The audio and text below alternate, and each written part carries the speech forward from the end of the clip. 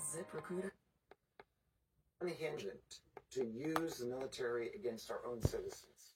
Could he force an unwilling governor to do the same, or he would have to have one complicit? So it's easy if the governor is complicit. If it's an unwilling governor, he could consider using the active duty. There are so many things that could be done because these are areas where sane men don't go. It's basically the guardrails of our democracy. The rule of law prevents civilian leaders from going where they should not go. But President Trump is not like any sane leader. One of the common pushbacks I hear when anyone sort of opines about the prospect of him using the military is they say that you are undermining the military. You are not giving them enough credit. They would not perform or follow an unlawful order of any kind.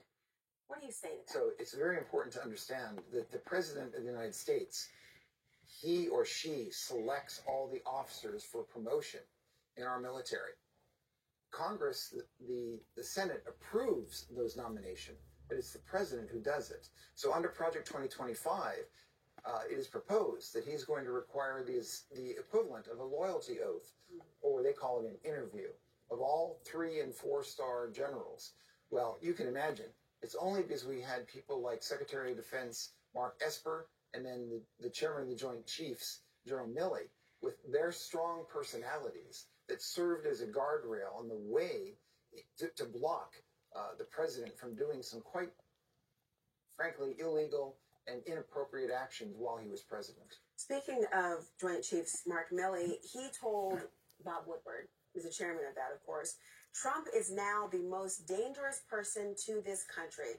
I had suspicions when I talked to you about his mental decline and so forth, but now I realize he's a total fascist. This is a stunning statement from somebody of such high ranking. Yes. What does it say that someone like Milley would vocalize this and believe it? Well, I'm very proud of General Milley for saying what he did to Bob Woodward. It's important that we step back for a second. I'm so surprised how many people do not even know what the concept of fascism is. It's something, so let's just back up a second. So if you go to Webster online, and you're going to find that fascism is defined as, it's usually nationalistic, it's far right. Okay, let's see. So that's certainly the Trump campaign. And Trump is going to be intolerant of dissenting opinions. Okay, we got to check on that. There's a contempt for the rule of law, or only the laws they want to follow. We got to check on that. And then also unquestioning obedience to the supreme leader. Okay, check. And then lastly, it's this concept of a supremacy of a race or a religion. Well, check, check. White and Christian are the backbone of his people. That is actually the definition of fascism. And I encourage your viewers to look it up themselves and draw their own conclusions. Well, Mark Milley, extremely well educated.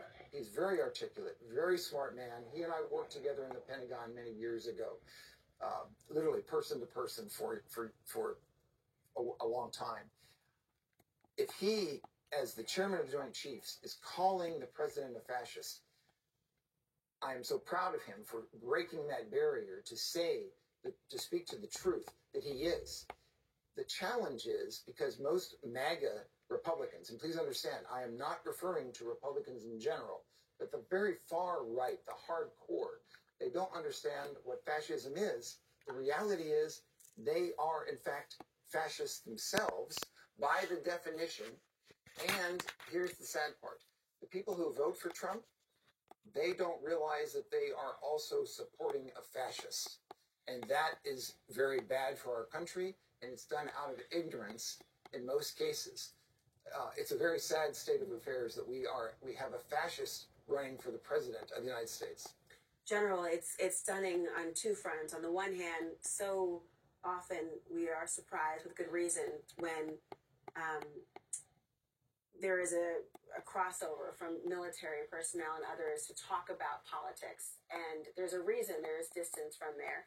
But to feel so strongly, to articulate the way that you have, or that the former Joint Chairman spoke about, is very telling about how perhaps nervous you must be at the prospects of Trump being in office again. That's absolutely correct.